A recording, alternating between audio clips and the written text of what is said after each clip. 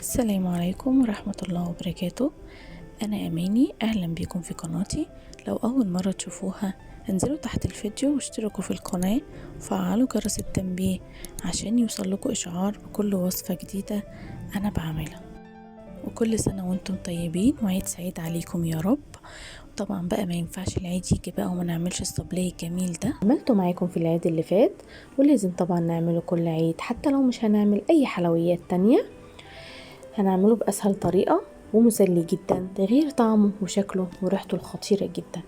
يلا نشوف هنعمله ازاي.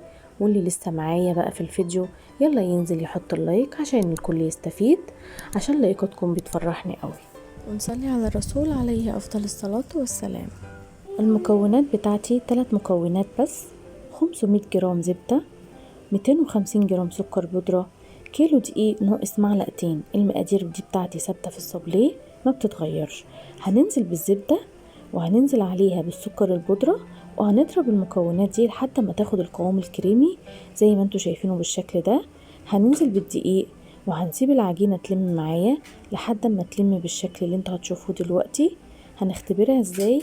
هنكور حتة عجينة صغيرة على ايدينا، لو ضغطنا عليها ولقيناها مش بتشق معانا زي ما هتشوفوا دلوقتي يبقى كده العجينة بتاعتك ناجحة جدا وهتبقى سهلة معاكي في التشكيل. هنسيب العجينة ترتاح حوالي نص ساعة في التلاجة ونطلعها نشكلها بالشكل اللي انتوا شايفينه ده. لو عندك القطاعات بتاعة الصابليه اوكي اشتغلي بيها، لو ما عندكيش اشتغلي بأي حاجة موجودة عندك. اشكال القطاعات اللي انتوا شايفينها ديت اشتريت الكيس فيه 8 قطع، كان بحوالي 50 جنيه. ثابته عندي كل ما بعمل صابليه بشتغل بيها. واشكال التورت اللي انتوا شايفينها معايا دي برضو اشتريت الواحده ب2 جنيه. شكلت التورت زي ما انتوا شايفينه كده، وشكلت الحاجات التانية بالاشكال اللي انت عايزاها ودخلتها الفرن ساخن على درجه حراره 200. كنت سخنته من قبلها بنص ساعه خد الصاج حوالي ربع ساعه بالظبط. طلعته زي ما انتوا شايفينه باللون الذهبي الجميل ده. هتشغلي الفرن من تحت بس، الشوايه لا. زي ما انتوا شايفين دي الكميه اللي انا عملتها. كيلو دقيق ناقص معلقتين بس عمل معايا حوالي 3 كيلو صابليه. ولسه كمان في التورت هتشوفوه دلوقتي. انا دلوقتي هعمل ايه؟ هلزق كل بسكوتة قصاد التانية. سيحت شوكولاتة بتاعتي، سيحت حوالي نص كيلو شوكولاتة في الميكرويف على 30 ثانية. او لو ما عندكيش ميكرويف سخني مية، اعملي لها حمام بخار. هتسيبي المية تغلي وهتحطي عليها الشوكولاتة في بولة واول ما تلاقيها فكت معاكي هتدوبيها كده بالمعلقة، هتلاقيها فكت معاكي على طول. هتلزقي البسكوتة زي ما انتوا شايفيني وانا بعملها كده.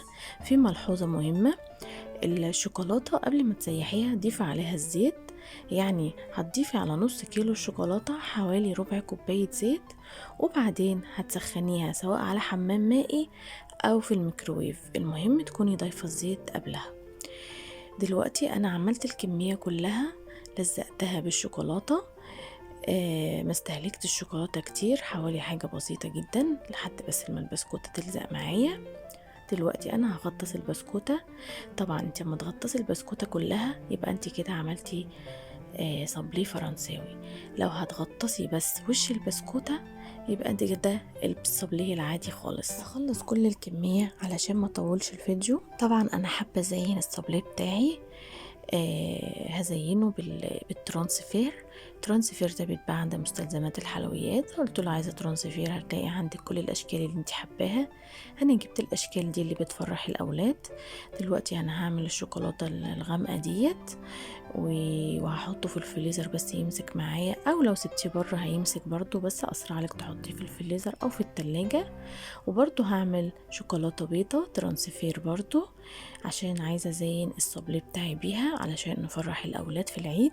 دي شوكولاته خام هتسيحيها في الميكرويف او برضو على حمام مائي وهتحطيها في الترانسفير، هتطلع معاكي بالشكل اللي انتوا شايفينه ده. المهم تكون شوكولاته خام، هيتضاف عليها زيت بس.